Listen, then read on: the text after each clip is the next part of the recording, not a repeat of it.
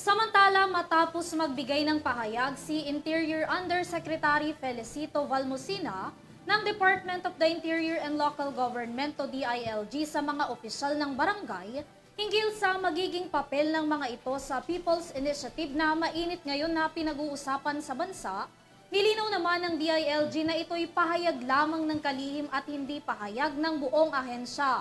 Para sa kabuuan ng balitang yan tunghayan sa aking report. Sa naging pahayag kasi ni Valmosina sa isang forum, sinabi nitong hindi dapat nangangampanya ang mga opisyal ng barangay para sa charter change. Wala rin daw direktiba ang DILG sa lahat ng mga lokal na pamahalaan na makialam dito. May violation rin daw ang sinumang opisyal na bumababa mismo para magpapirma sa mga tao. Pero batay sa binasa ni Interior Secretary Benhuro Abalos na galing sa COMELEC and Bank Resolution na may petsang April 8, 2022. To approve, this is El-Bank, to approve the recommendation of the Law Department that elective barangay officials be accepted from the prohibition under 261 of the Omnibus Election Code. Ibig sabihin po pwede. But again, they cannot use government resources. No? Ganun po yun, malinaw po yan, mas saan. No? Pero po pwede. Po pwede po talaga yan. Inuulit ko yung sinasabi ni Valmosina, iklaro lamang natin. Kasi baka naman sinasabi niya, kaya pinapaklaro mo nga sa kanya, ano ba yung sinabi mo? Baka naman yung konteksto ng mga minangaharas, yung mga nagugulo, yan talagang isumbog yun sa amin. Bawal talaga yung mga nagugulo, nangaharas, naninilit, hindi talaga bawal talaga yan. Pero kung yung exercise of prayer, kamukha ng sinasabi ko po ito po ay talagang parang pinapahintulutan. Lumalakas po.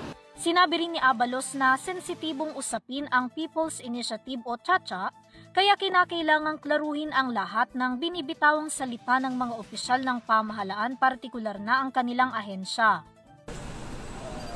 Gusto ko lang naliwanagin that number one, yung sinasabi niya tungkol dito na statements ay kanyang opinion lamang yun.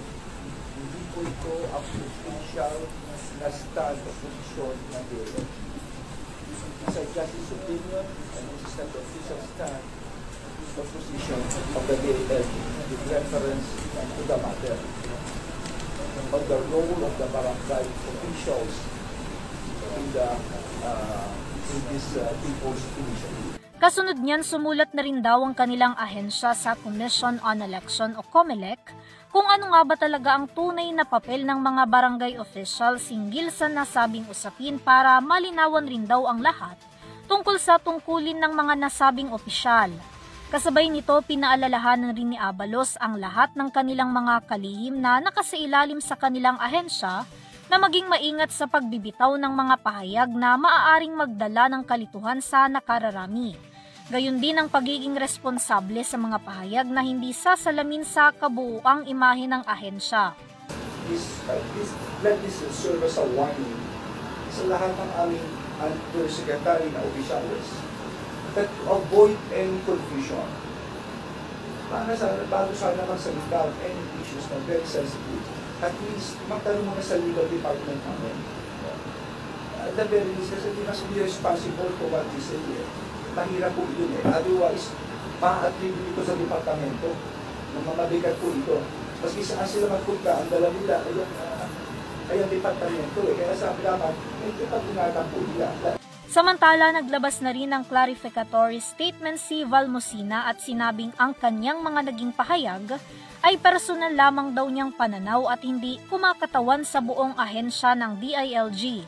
Sa ngayon daw, ani ni Abalos, antayin na lang ang sagot ng COMELEC sa kanilang ahensya tungkol sa tungkulin ng mga opisyal ng barangay na agad din daw ilalabas sa publiko. Para sa URTV News, Vanessa Cleofa, sumasaludo sa bawat Pilipino.